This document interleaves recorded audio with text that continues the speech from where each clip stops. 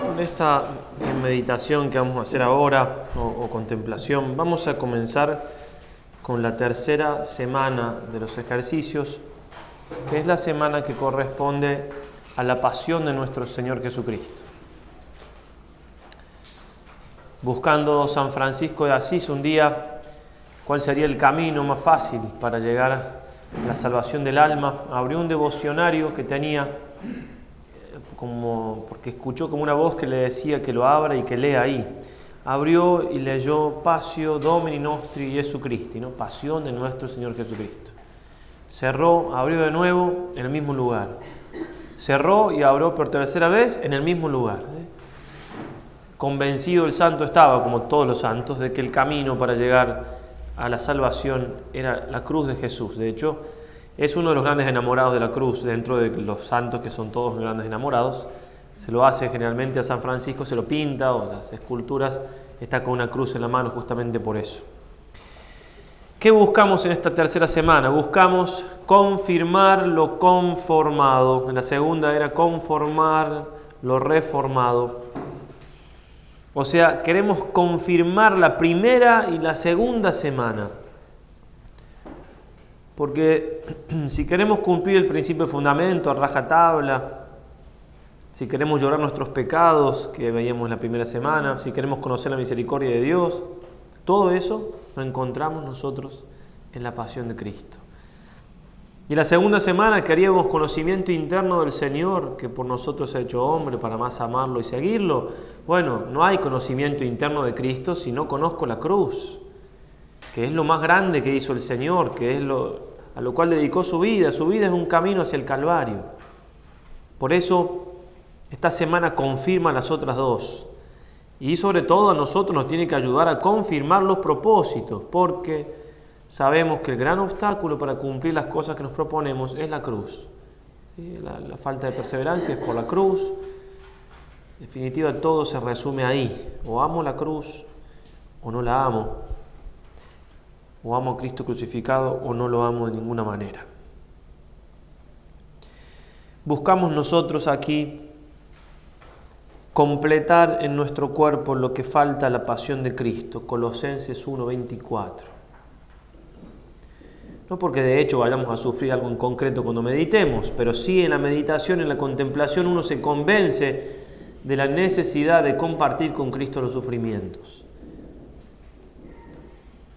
Es imposible meditar bien o contemplar al Señor crucificado y que no le broten ganas a uno de compadecerse, de sufrir. No pensemos martirios o cosas extrañas, sino sufrir con alegría lo que se sufre todos los días. Lo que ya tenemos que sufrir porque nuestra vida así es, estamos en un valle de lágrimas. Pero se lleva de otra manera el sufrimiento porque se lo ofrece a Cristo, se lo entrega. Notamos con eso que de algún modo ayudamos al Señor misteriosamente a llevar su cruz, llevando la astillita que nos toca a nosotros. La tercera semana está el número 190. Yo solamente voy a tomar algunas cositas y después voy a libremente ir citando los distintos misterios de la pasión de Cristo y ustedes meditarán lo que mejor les parezca, lo que más fruto encuentren. En el número 193 está la petición que tiene que guiarnos también, importantísimo en esta meditación. Pedimos dolor, sentimiento y confusión porque por mis pecados va el Señor a la pasión. Dolor, sentimiento y confusión. Mis pecados. Y estoy yo en primera persona metido en esta escena, en esta terrible escena de la pasión de Cristo. Son mis pecados la causa de la pasión del Señor. Pero son causa de dos maneras distintas. O sea, son causa porque son mis pecados los que lo llevan a tener que morir en la cruz.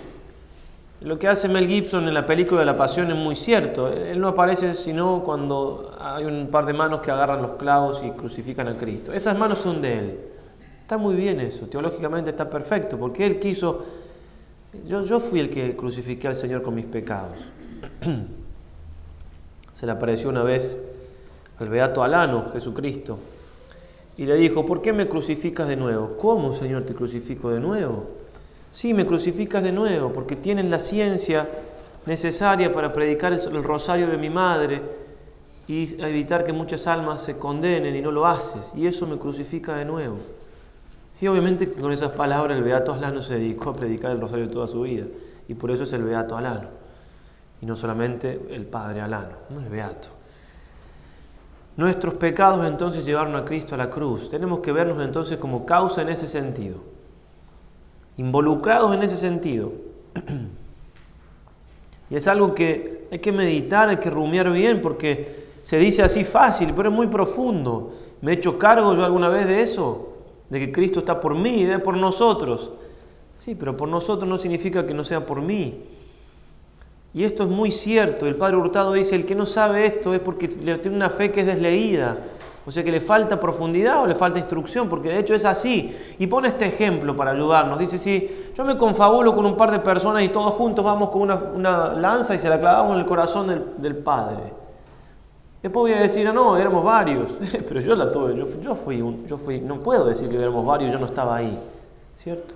Y Cristo moriría, o sea, bajaría del cielo a la tierra y moriría en la cruz por un solo pecado nuestro. Entonces nosotros somos causa, no podemos quedarnos al margen. Y para que eso no nos abata, porque es demasiado fuerte decir que no está ahí por mí. Es cierto, pero está por mí también porque me ama. No solamente porque yo soy la causa de que tenga que morir, sino que lo hace porque me ama. Y ahí también cambian mucho las cosas. Está por amor ahí. No está obligado, está porque me ama. Entonces yo soy causa también en ese sentido, porque por el amor que me tiene, Jesucristo está crucificado. Por mis pecados va el Señor a la pasión. Nos va a pedir San Ignacio también rezar aquí, esto está en el número 203 al final, pero lo mismo, como digo, me muevo libremente para después ya empezar a hablar más del misterio concreto. Dolor con Cristo doloroso, quebranto con Cristo quebrantado, lágrimas, pena interna de tanta pena que pasó por mis pecados. Otra vez. ¿Sí? Buscar sufrir con Cristo porque sufrió por nosotros. En el número 196 dice San Ignacio también: ir viendo qué es lo que tengo que hacer y padecer por Cristo. En la primera semana decía que tengo que hacer por Cristo, ahora le agrega hacer y padecer por Cristo. Nada más grande hacemos por el Señor que cuando nos animamos a sufrir algo por Él. Los santos eran unos grandes enamorados de la pasión del Señor. San Ignacio de Antioquía viajaba hacia Roma encadenado, lo iban a matar en el circo romano, y le escribía a las iglesias de todos los lugares, sobre todo a las de Roma, para que, decía él, me permitan que imite la pasión de mi Dios. Dice: no me tengan una complacencia errada, déjenme morir por Cristo, quiero ser triturado por los leones, decía él. Y así fue. Por favor, no hagan nada para que no me maten, quiero morir por el Señor. Y obviamente que los santos vivieron eso, porque los santos son quienes más imitaron a Cristo. Y Cristo dice: ardientemente he deseado comer esta Pascua con vosotros antes de padecer. Lucas 22:15. Desear comer la Pascua es lo mismo que desear morir, porque la Pascua era el comienzo de la muerte del Señor. De hecho, para nosotros la misa es la cena y es la pasión junta. Tenía mucho de despedida, tomar conciencia en que en un ratito, él sabía que en un ratito más le iban a arrestar. Y además también dice el Señor en Lucas 12:49, fuego he venido a traer sobre la tierra, ¿y qué quiero sino que arda? Con un bautismo tengo que ser bautizado, y qué angustiado estoy hasta que se cumpla. Ese misterio, el bautismo de Cristo es la cruz. Está angustiado el Señor hasta que no llega la pasión. Esas son cosas del amor verdadero, profundo, que tanto nos supera. Podemos también tener en cuenta lo que dice San Ignacio en el número 195, considerar lo que Cristo padece o quiere padecer en la humanidad. Cristo quiere padecer. Y dice el santo, esforzarme en doler, tristar y llorar. Cristo se deja a sus propias fuerzas naturales. Ni consolaciones del Padre tiene, hasta dice el Señor, ¿por qué me has abandonado? Y también en el número 196 dice, considerar cómo la divinidad se esconde. Podría destruir a sus enemigos y no lo hace. Cristo se deja matar. Meditemos entonces el misterio más grande de nuestra fe. Tengo aparentemente, dice San Luis María, poniéndolo en bocas del Señor, muchos amigos que aseguran amarme, pero en el fondo me aborrecen, porque no aman mi cruz. Tengo muchos amigos de mi mesa, pero muy pocos de mi cruz. Amar a Cristo y no amar su cruz es una contradicción. Porque si uno ama a alguien, ama lo que ese alguien ama. Y Cristo amó su cruz como a nada. San Agustín, no hay nada tan provechoso al alma como meditar diariamente la pasión del Señor. Nada tan provechoso al alma. San Buenaventura, oh amable pasión que divinizas al alma que en ti medita. Diviniza al alma la pasión.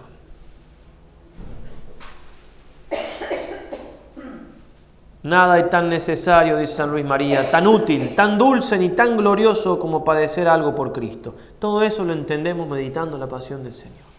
San Pablo de la Cruz, todo está en la pasión, es allí donde se aprende la ciencia de los santos.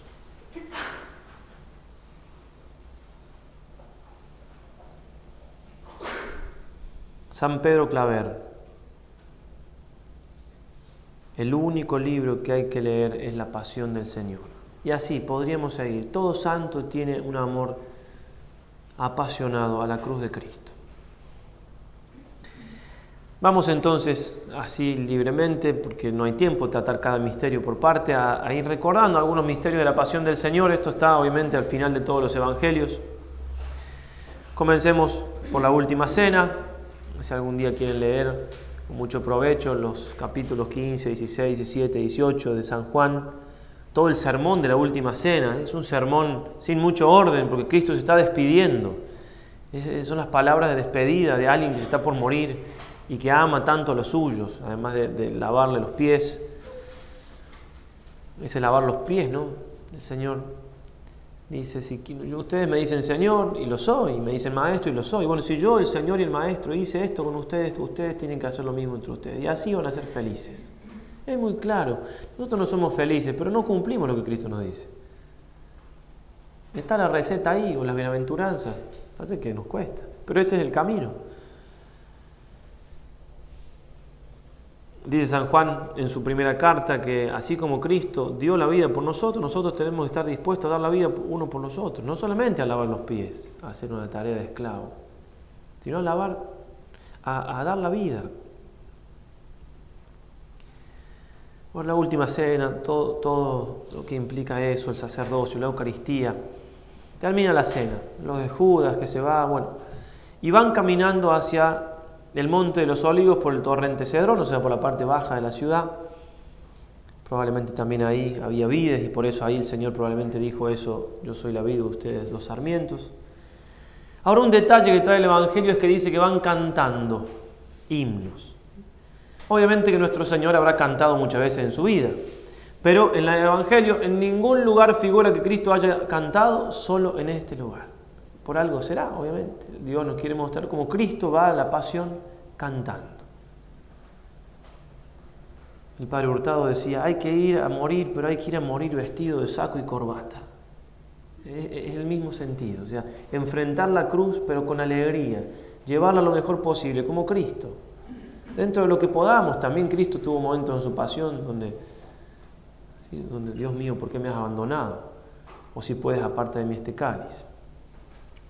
Llegan a el huerto de los olivos. Ustedes saben, quedan un grupito un poco más alejado. Después el Señor se va con Santiago, Pedro y Juan. Y se aleja un tiro de piedra y se pone a sufrir dolores de muerte. Si la agonía viene de agoné, que en griego es lucha. Es una lucha, un combate por no morir. Si triste está mi alma hasta la muerte, dice el Señor.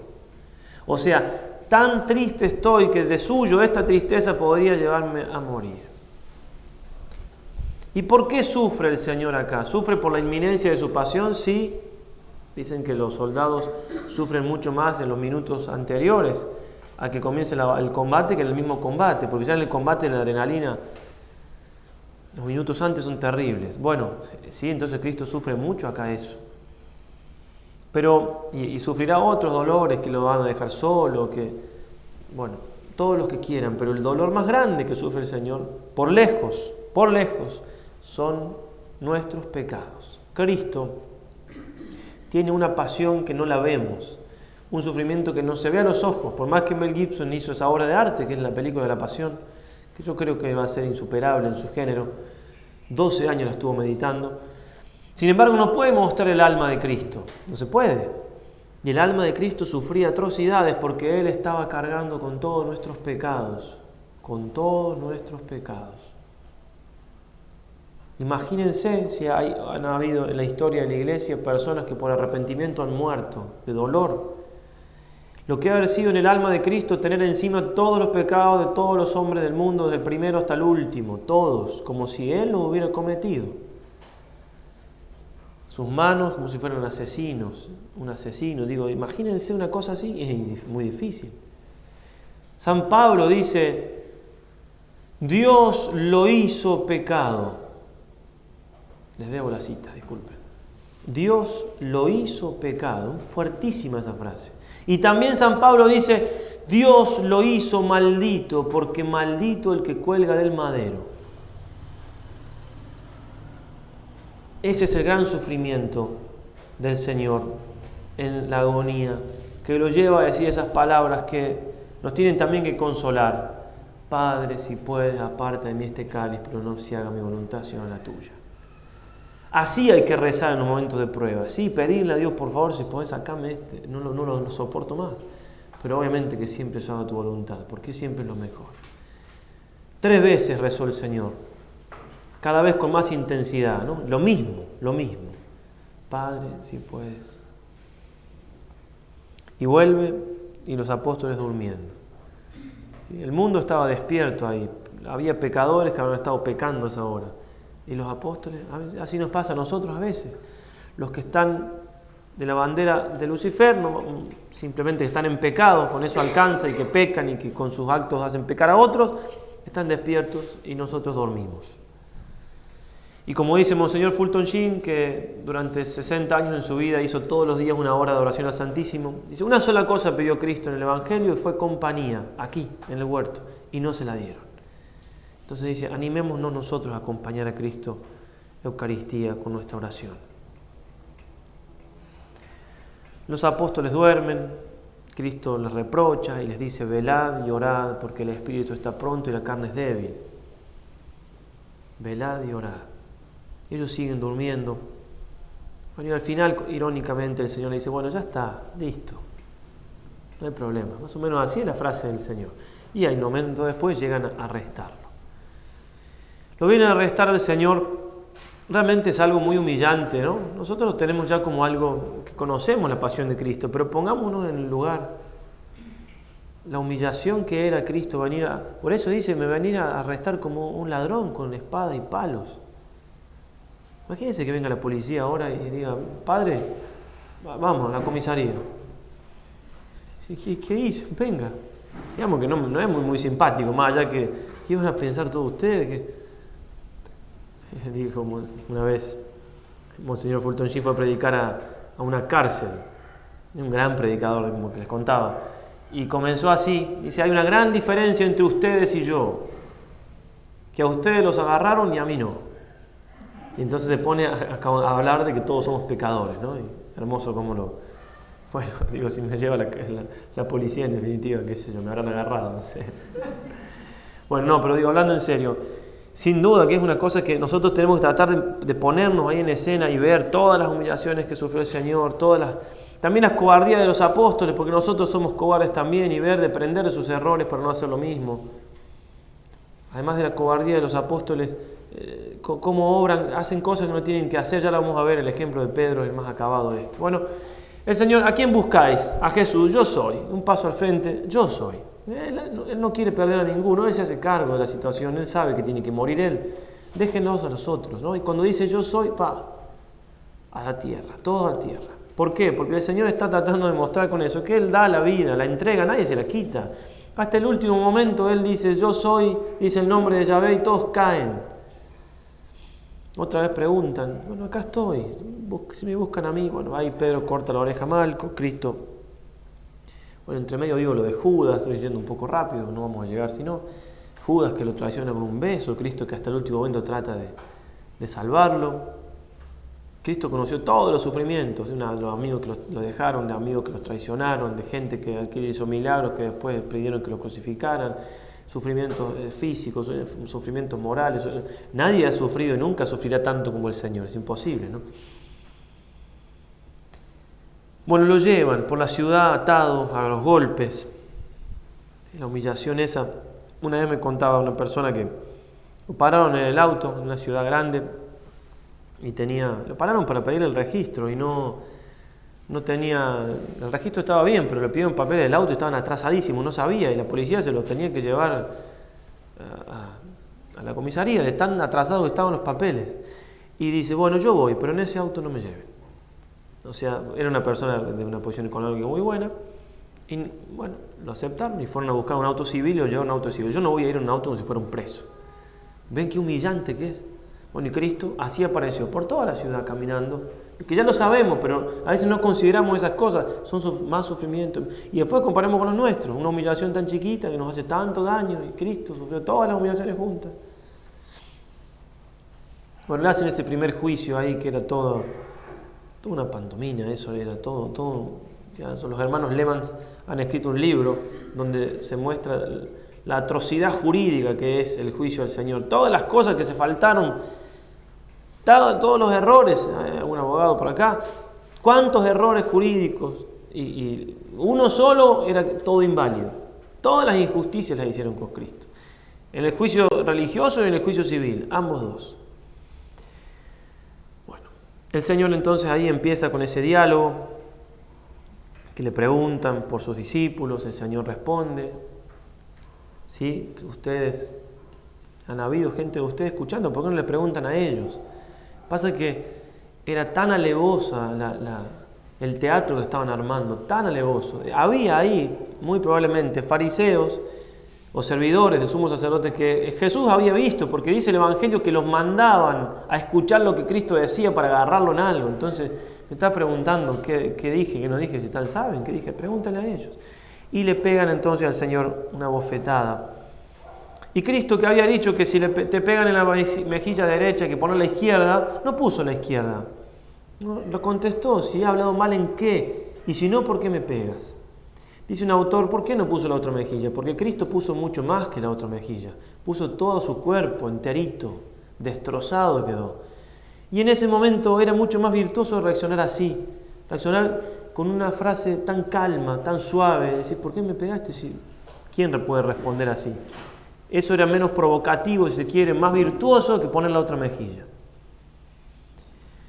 Bueno, preguntas y testigos falsos, era todo. La beata Catalina Emmerich, que tiene ese libro sobre la pasión, dice que se le estaba yendo de las manos a Caifás el juicio, porque ante tal mansedumbre de Cristo, ante tal majestad del Señor, los que no estaban tan encarnizados con el Señor y dándose cuenta que los testimonios eran tan evidentemente errados, ya se estaban convirtiendo, y algunos de hecho ya se habían convertido, y se daba cuenta de eso Caifás. Entonces en un momento cortó todo y dijo, bueno, te conjuro por el Dios vivo que me digas si tú eres el Mesías.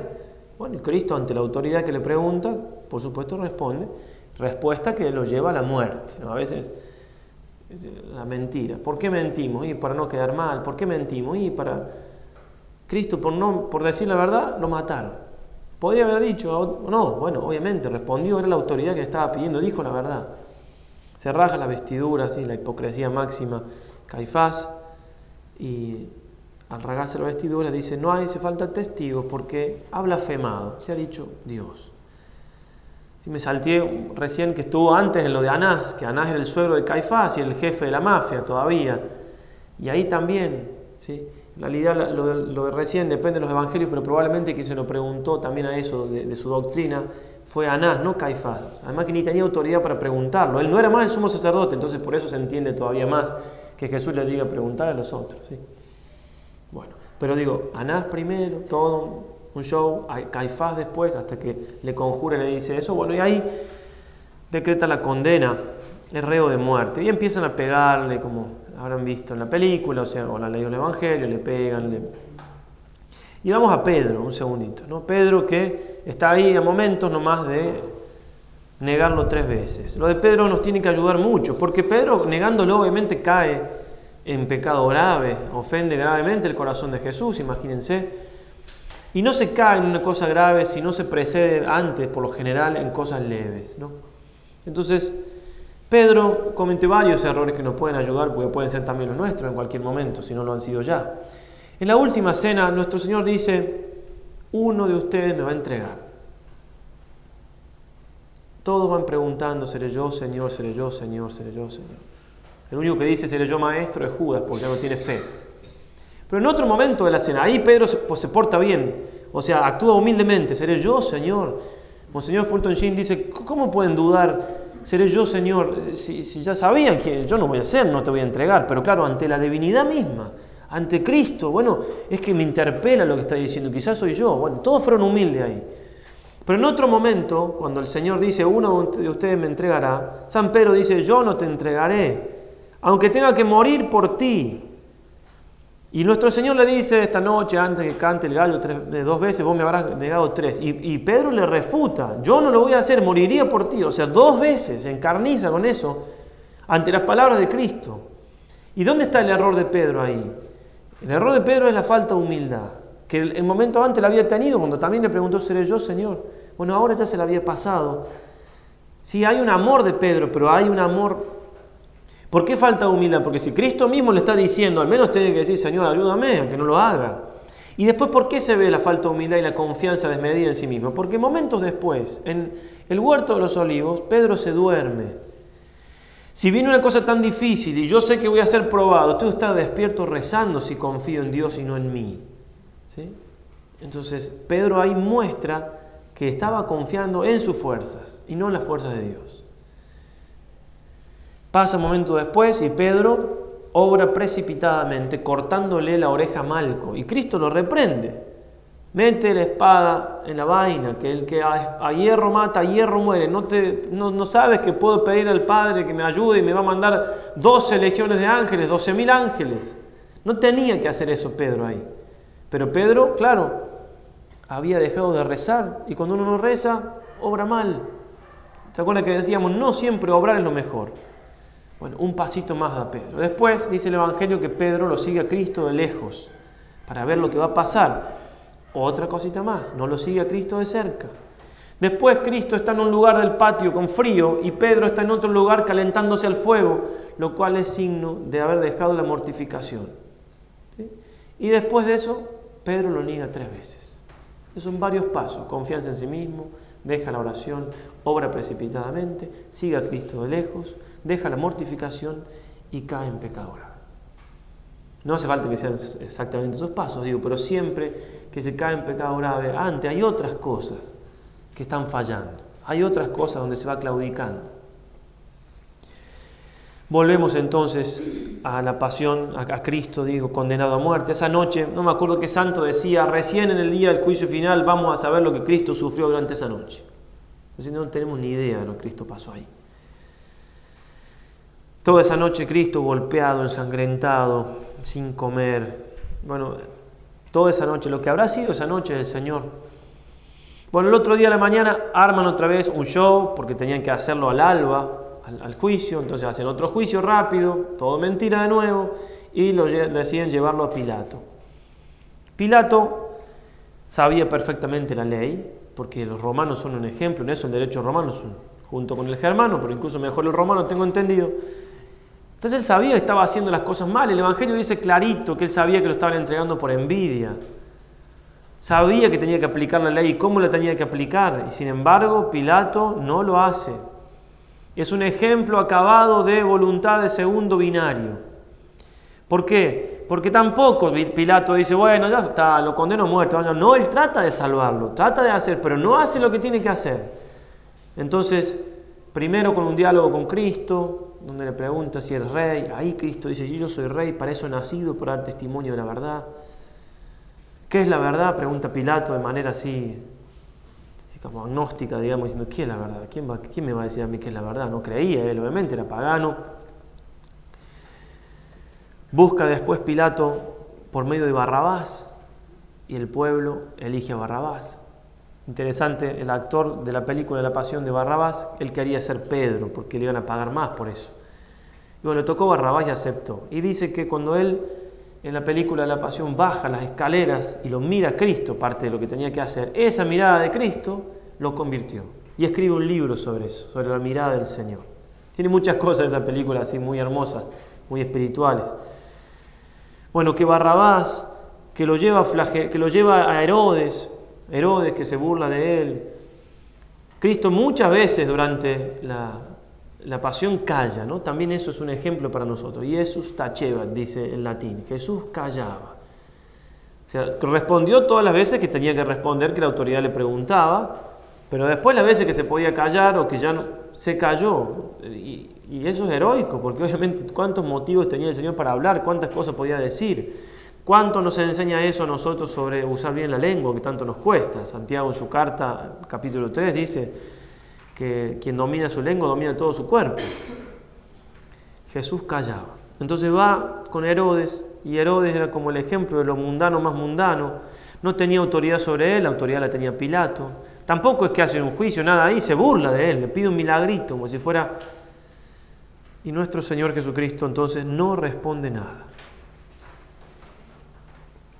Lo mandan a flagelar.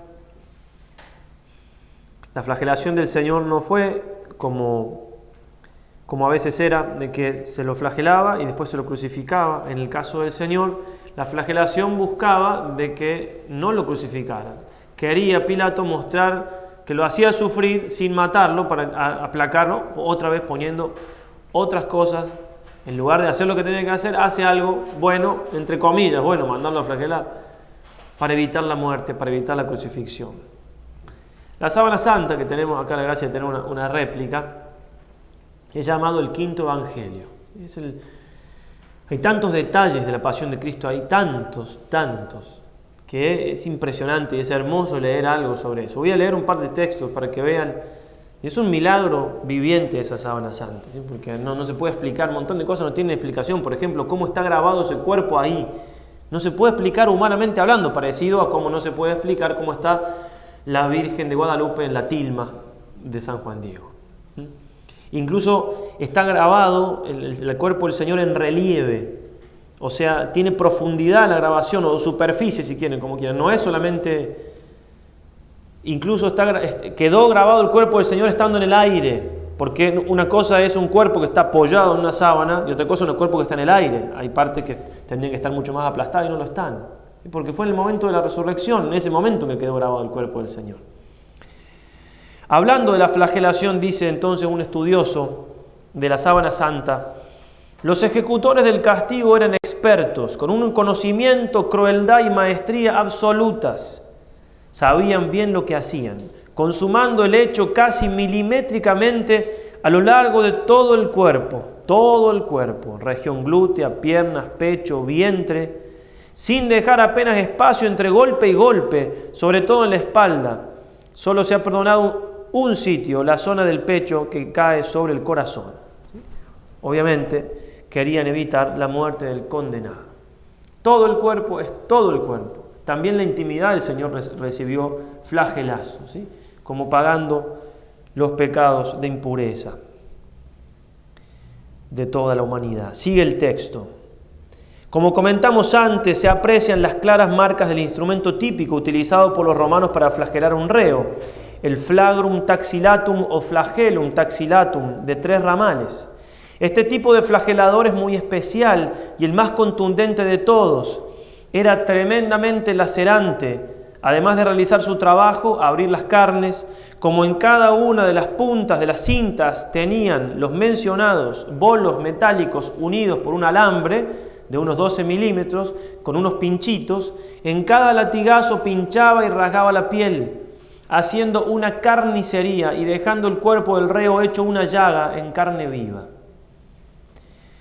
Pues bien, se han contado más de 600 contusiones y cicatrices pertenecientes a 120 azotes, pero sospechamos que fueron, entre comillas, algunos más. Tenemos que tener en cuenta que los brazos de la Síndone están quemados a causa del incendio de Canberry de 1532, que los lados del cuerpo no aparecen marcados en ella, que los antebrazos y manos cubren parte del vientre y la pelvis, y que el cabello cubre parte de la espalda superior central. Cuesta poco imaginar que fueron bastantes azotes más. Como vemos, el ensañamiento fue de una crueldad extrema, al estilo puramente romano, sin límites. Los judíos nunca daban más de 29 azotes. Amén de una lanzada entre el quinto y sexto espacio intercostal derecho, con penetración en pulmón y corazón, de donde salió sangre y líquido seroso, la lanza rompió el pericardio. La herida del costado tiene una forma elíptica, siendo del mismo diámetro que la conocida lanza romana, 4,4 por 1,4 centímetros. Entonces, si se han visto la película de la Pasión, se dan cuenta que no es una exageración. Incluso no se puede expresar lo que Jesús pasó ahí, aún con todo lo que trataron de hacer. 7 horas estaban maquillándolo a Jim Caviezel para esos momentos de la Pasión. 7 horas así, quietito, ¿sí? Bueno, aún con 7 horas de maquillaje no pueden expresar todo, porque si hay que expresar todo, hay que sacarle carne y que se vea el hueso, y eso no se puede hacer con una persona, salvo que se lo haga en serio, ¿cierto? O sea que aún a la vista, que es lo que mejor expresa, lo único que puede expresar una película si se quiere. Sí, vaya. Aún a la vista también falta a la pasión de Cristo. Fue una cosa terrible. Pensemos en la Virgen, también en la contemplación puede ir a los ojos de María, en lo que habrá sufrido la Virgen en cada azote, ¿no? Es difícil, creo que no llegamos a... Si por ello hubiera sido, se hubiera tirado ella en lugar de Cristo, hubiera preferido ser azotada ella, y sin embargo Dios quería que ella esté ahí, sufriendo, martirizándose. Lo vienen entonces, lo traen a Cristo destrozado. Antes, le ponen la corona de espinas. Se junta todos los soldados.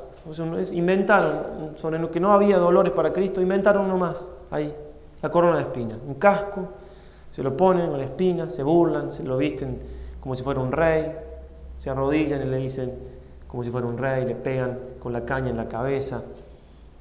Todo lo que ya conocemos, por supuesto, recuerdo. Y así como estaba, lo llevan a Pilato. Y Pilato lo presenta ante el pueblo diciendo, ecce homo, ¿sí? He aquí el hombre. Lo que Pilato quiere decir es decir, miren cómo está el hombre que ustedes le tenían miedo, que iba a ser rey, no sé qué, miren cómo está. Y lo que está diciendo es mucho más profundo, ¿no? He aquí el hombre, así ha dejado el hombre al hombre, ¿sí? Al hombre Dios. No son nuestros pecados los que han dejado al hombre así. El pecado es lo peor que podemos hacer y es lo que es la causa de que Cristo esté así. Así queda el hombre con el pecado, porque este hombre está llevando en sí y pagando los pecados de toda la humanidad. Y ante esa frase, aquí el hombre, el pueblo grita, crucifícalo, crucifícalo, crucifícalo, lo que habrá sufrido Cristo. ¿Cuántos habrán habido ahí que él había curado, que estaban en camilla y están ahí sanitos porque él los curó y ahora gritan crucifícale, crucifícale? Está bien, ¿no? Instigados por los sumos sacerdotes, los fariseos, pero lo están gritando, de hecho, quizás le habrán dado alguna moneda. Y Pilato entonces, lo último que hace, cuando le hablan de que se había hecho amigo del César, y que entonces si no lo condena, él ya no era amigo del César, Y entonces cuando le tocan ahí, lo central, digamos, el afectito más, que es el hecho del puesto, entonces ahí ya listo, se lava las manos para hacer algún gesto, digamos, obviamente que tiene responsabilidad, y pobre Poncio Pilato lo nombramos en todos los credos de todo el mundo, bajo Poncio Pilato fue crucificado el Señor, su vida después fue terrible, según cuenta la tradición. Bueno, y dejan que se lo crucifiquen, ni siquiera hubo una sentencia, sino más o menos tomen y hagan de él lo que quieran. Le dan la cruz al Señor, comienza el Vía Crucis, ya lo conocen, el camino al Calvario, también de tanto provecho el hacerlo todo el año, sobre todo en Cuaresma. San Juan Pablo II hacía el Vía Crucis todos los viernes, absolutamente todos los viernes. El cardenal Sodano, que lo acompañó tanto, decía que estaba admirado de la fuerza de voluntad del Papa en muchas cosas, sobre todo en esto. No faltó un viernes, y a veces después de jornadas larguísimas, después de viajes y todo, iba a la capilla del lugar donde estaban parando, que había una luz prendida y iba a apagarla, y estaba el Papa rezando el Vía Crucis. Y en otro día que lleno de cosas, en el último viajecito en el avión, el Papa con el Vía Crucis. Todos los viernes, con un librito, y murió un sábado, como se acordarán, en 2005, el viernes anterior le leyeron la Vía Crucis, hasta el último viernes. Bueno, después entonces del camino de la pasión, que podríamos decir muchas cosas, de todo lo que Cristo sufrió ahí, llevando la cruz, de lo que fue el Cireneo, de la Verónica, bueno, pero no podemos, ¿cierto? Si se acuerdan, vayan. Llegan entonces a la crucifixión, traspasan los pies y las manos, o sea, el dolor también es incalculable, y queda colgado ahí el Señor unas 3 horas. Un espectáculo único, nunca jamás visto. Leo otros parrafitos del estudio de la Sábana Santa, hablando ya de la parte de la crucifixión del Señor. Los antebrazos del hombre están agujereados por un objeto punzante que atraviesa, según algunos estudiosos, las muñecas a nivel del llamado espacio de Destot. Según otros, la herida atraviesa entre el radio y los huesos pequeños de la muñeca, estando en una zona más próxima a la planta de la mano. Lo cierto es que este clavo dañó el nervio mediano, lo que le produjo la tensa flexión del dedo pulgar hacia la palma de la mano. Apuntar que lo más habitual normalmente era atar a los reos con sogas, pero a Cristo no lo ataron con sogas. Y eso también se puede ver, no solamente por la Sábana Santa, sino por los diálogos que hay entre Cristo y los 2 ladrones. Cristo dice frases cortas, y ya vamos a ver por qué, porque no podía respirar. El buen ladrón y el mal ladrón dicen frases largas, ellos estaban atados, ellos estaban pudiendo hablar mejor. Contradiciendo todas las iconografías religiosas que conocemos, las palmas de las manos están intactas. El hombre presenta múltiples golpes y contusiones, la nariz rota, el cartílago de la nariz aparece roto y desviado a la derecha, debido seguramente a una caída, pues se han encontrado restos microscópicos de tierra. Pómulo hundido con una destacadísima inflamación. En el resto de la cara encontramos diversas escoraciones, especialmente en la mejilla derecha y en la región frontal. Y un sinfín de destrozos más, producidos no solo por los latigazos, sino por las palizas y el maltrato recibido con anterioridad a la crucifixión. Aparecen marcas de patadas, puñetazos, gran cantidad de crueles y contundentes golpes propinados con palos. Sobre todo el que produce el hundimiento del pómulo derecho, fue realizado de un golpe seco y contundente por una persona zurda. Marcos 14:65. Algunos le daban bofetadas y los criados los recibieron a golpes. Marcos 15:19. Los soldados le golpeaban en la cabeza con una caña. Sigue el texto. Un detalle más, el sufrimiento padecido por el crucificado. Un cuerpo de 70 kilogramos, al quedar colgado por los brazos, la tensión que aguanta, que tira de cada brazo es superior a los 90 kilogramos. Es fácil de comprobar haciendo un simple problema de triangulación matemático. Eso quiere decir que para poder tomar aire tenía que hacer un sobreesfuerzo de elevación, agarrándose, retorciéndose y girando las manos sobre los clavos. Este movimiento le destrozaba el nervio mediano, produciéndole un dolor de paroxismo. Y por si fuera poco, para ayudarse tenía que ponerse de puntillas sobre los pies como una bailarina. Recordemos que los pies también estaban clavados uno sobre el otro. En fin, Al estar colgado, el tórax está en todo momento expirando, o sea, soltando el aire, y por la postura no puede inspirar, tomar aire. Como hemos visto, para poder hacerlo tenía que hacer un esfuerzo sobrehumano, con el martirio, cansancio y dolor que eso suponía. Cada vez que se agarraba a los clavos para poder tomar el aire, ese movimiento y fuerza que hacía le suponían unos tremendos calambres en las muñecas, como si recibiera una descarga eléctrica, con lo cual volvía a caer y a asfixiarse. La fatiga muscular llega y en ese momento el sujeto se desmorona y se asfixia. Máxime si tenemos en cuenta el maltrato que ya traía de antes. Definitivamente su existencia no sería muy corta. No llegó a las 3 horas, fueron 2 horas 40 minutos. San Alfonso dice: sufrió tantas muertes cuantos instantes estuvo clavado. Tenemos entonces que tratar de imaginarnos al Señor con toda la crudeza que esto tiene. El crucifijo que tenemos en la iglesia arriba está bastante bien expresado. Digo, el Señor, todo lo que acabamos de decir, además imaginemos un cuerpo así como estaba el de Él, destrozado, habrá habido moscas, ¿sí? O sea, era una cosa humanamente hablando muy desagradable. ¿Sí? Ojo, estamos hablando del Hijo de Dios, el más bello de los hombres, no hay duda. Los otros lo hemos dejado así, y Él no deja de ser todo lo que es. Pero además lo dice la Escritura, Salmo 22, 7.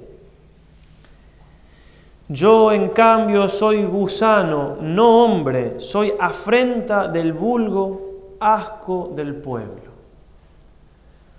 O sea, uno tendría que imaginarse, y lo digo con todo el respeto a nuestro Señor, simplemente porque me parece que es lo que está escrito, nomás es que mirarlo al Señor en la cruz daba asco, está en la Escritura. Entonces, no nos puede dar asco ninguna otra cosa después, ¿entiendes? Digo, si Cristo se puso así por nuestros pecados, no hay nada que nos pueda repeler, porque Cristo tuvo peor por mi culpa y por amor a mí. Animarse entonces a mirar con esa crueldad, porque esa crueldad me habla mucho de lo que hice y de lo que Dios me ama. San Juan Pablo II dice: antes de la cruz del Señor el hombre podía dudar de que Dios lo amaba o no. Después de la cruz de Cristo ya no. No se puede dudar del amor de Dios, viendo a Dios hecho hombre, hecho una llaga por cada uno de nosotros. Las últimas palabras del Señor en la cruz, de cada palabra, cada frase del Señor, son para meditar horas, porque son palabras de Dios, del Señor y además de la cruz. Las últimas de todas fueron, antes de decir que en tus manos encomiendo mi espíritu, todo está cumplido. Decíamos cuando meditábamos la encarnación que Cristo al entrar al mundo dijo: he aquí que vengo, Dios, a hacer tu voluntad. Durante su vida no hizo más que hacer la voluntad del Padre, lo dice Él, dice incluso: es mi alimento hacer la voluntad del Padre, hasta ese punto. Y termina diciendo: todo está cumplido, ¿no? Nosotros tenemos que hacer lo mismo, queremos en los ejercicios descubrir la voluntad de Dios para poder imitar a Cristo en eso. Esa es la tarea de cada uno, esa es la santidad nuestra. Y buscar entonces en la pasión del Señor el refugio para nuestras tentaciones, el refugio para las cruces que tenemos que llevar.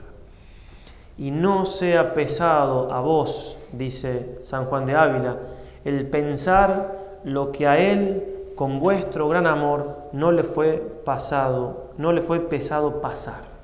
Que no me cueste a mí meditar lo que Cristo tuvo que de hecho vivir por mí. Hacer un esfuerzo, entonces puede costar un poco meditar la pasión de Cristo, pero medito algo que Él vivió por mí. Termino con unas líneas de Gabriela Mistral, un poema, una terciaria franciscana chilena, que la conocerán de nombre. Es a Cristo crucificado, ¿no? En esta tarde, Cristo del Calvario, vine a rogarte por mi carne enferma, pero al verte mis ojos van y vienen de mi cuerpo a tu cuerpo con vergüenza. ¿Cómo quejarme de mis pies cansados cuando veo los tuyos destrozados? ¿Cómo mostrarte mis manos vacías cuando las tuyas están llenas de heridas? ¿Cómo explicarte a ti mi soledad cuando la cruz alzado y solo estás? ¿Cómo explicarte que no tengo amor cuando tienes rasgado el corazón? Ahora ya no me acuerdo de nada, huyeron de mí todas mis dolencias. El ímpetu del ruego que traía se me ahoga en la boca pedigüeña, Y solo pido no pedirte nada, estar aquí junto a tu imagen muerta e ir aprendiendo que el dolor es solo la llave santa de tu santa puerta. Pidámosle a la que sufrió la pasión del Señor junto con Él, la Santísima Virgen María, nuestra Madre, que nos dé la gracia entonces de entender un poquito más lo que Cristo sufrió por nosotros, de poder darnos cuenta que el secreto de la santidad, de la perseverancia, de todo lo que tenemos que hacer en nuestra vida está en Cristo crucificado. Como decía San Pablo, yo no quiero saber otra cosa que Cristo y Cristo crucificado. Que Nuestra Señora de los Dolores nos alcance esa gracia. Ave María Purísima.